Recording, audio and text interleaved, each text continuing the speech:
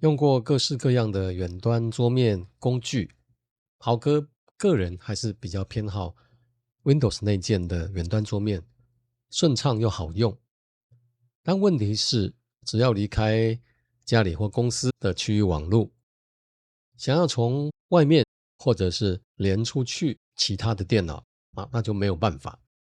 使用第三方的软体，那你可能要碰到收费啦，或者是免费版要限速等等。好哥今天向大家介绍一套专门为 Windows 远端桌面设计的轻量化工具——苏玛 RDP Bridge。它不用复杂的网络设定，甚至你根本不用设定它，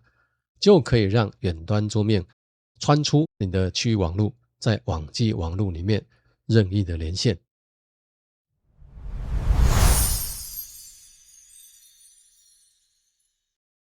这套工具其实也是豪哥自己开发的，因为我有这个需求嘛。它会透过 Cloudflare 的快速通道建立一个转送的通道，或者称作桥接的通道，把主控端跟被控端串接起来。重点是你不需要做任何的设定，你不懂什么转送等等的都没有关系，而且也不会把 RDP 的负号直接暴露在网际网络上。在开始之前，要提醒大家，主控端跟被控端两边的电脑都要安装这套程式才可以。首先，先来看一下被控端。在开始之前，我们要先部署好远端桌面的环境。如果你的被控端还没有准备好远端桌面的环境，这个程式也可以在工具的地方找到远端桌面环境部署，一键来部署，让你的电脑可以马上将环境布置好。这个功能其实是透过微软它自己开发的远端桌面助理来安装，它只是帮你下载，然后呢帮你执行。按照画面上的操作步骤你只要按接受啦，然后开始马上就部署好了远端桌面的环境。软体安装之后，它会自动产生一组存取的金钥 token， 你可以直接在上面点一下复制这个金钥，金钥必须要提供给主控端才能够连线。这一组 token 呢，它是不会变的。如果你要重新产生新的存取金钥，可以按下右侧的产生，它就会给你另外一组新的。接下来按一下启动 Gateway， 这时候它会自动帮你下载 Cloudflare 快速通道的元件。那在建立好通道之后，也会产生一组连线的网址，同样点一下这组网址，提供给主控端。这个网址呢是每次都会变的。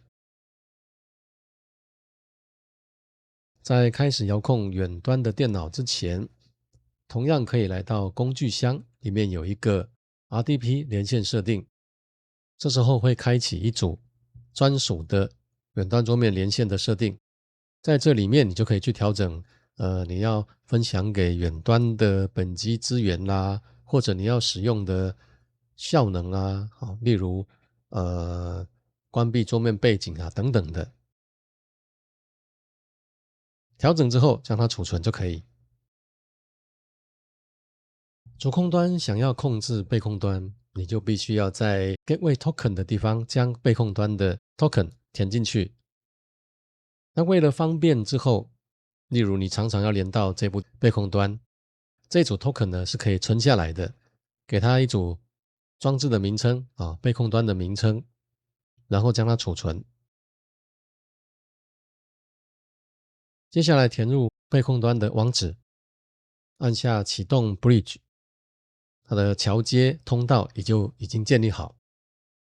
按下开启远端桌面，就可以开始遥控远端的电脑。新版的远端桌面在连线之前会出现这样的一个画面，让你选取你要跟远端分享的资源。勾选好之后就可以开始连线。到这里大家可能会问，那每次操作都要手动的去分享连线的网址，而这个网址呢每次都会不一样，那如果远端的电脑没有人控制的时候怎么办呢？前面所介绍的都是手动操控，针对这样的问题，豪哥当然也有想到，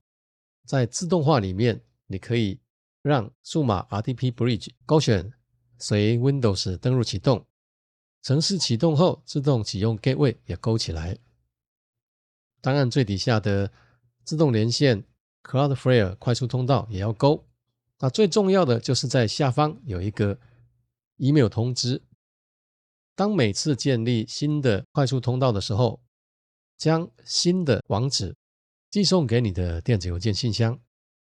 在这里你可以利用公司或者你内部的 SMTP 邮件伺服器来寄信，或者你也可以透过 Gmail 来寄信。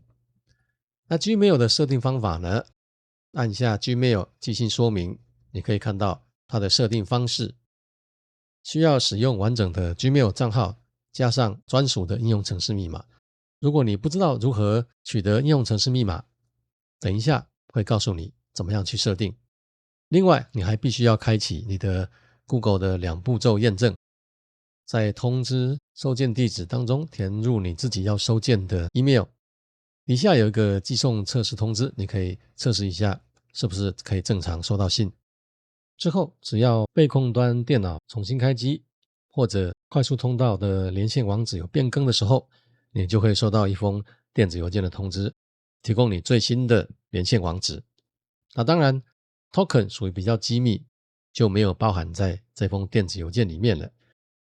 最后我们来看一下应用程式密码如何取得。进入你自己的 Google 账号，在上方搜寻应用程式密码，这时候你就可以建立你的自己的应用程式密码，给它一个名称，然后呢，它就会给你一组密码，使用这组密码来寄信就可以了。软体的下载连结我会放在下方影片说明中。